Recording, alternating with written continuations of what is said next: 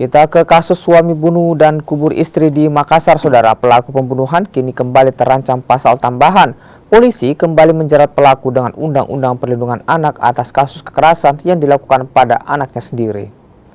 Usai ditetapkan sebagai tersangka dalam kasus pembunuhan terhadap istrinya sendiri, Hengki kini kembali terancam dijerat Undang-Undang Perlindungan Anak.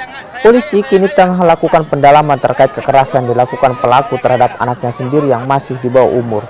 Jika terbukti, pelaku bisa kembali terancam pasal kekerasan terhadap anak di bawah umur.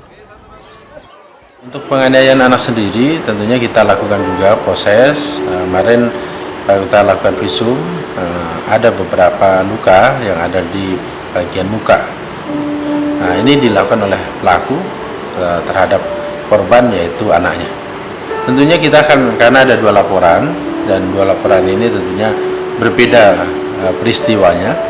Satu peristiwa KDRT terhadap anak, dan yang satunya juga kasus pembunuhan yang dilakukan kepada ibunya atau ibunya daripada korban yang anak ini, dan istrinya daripada pelaku.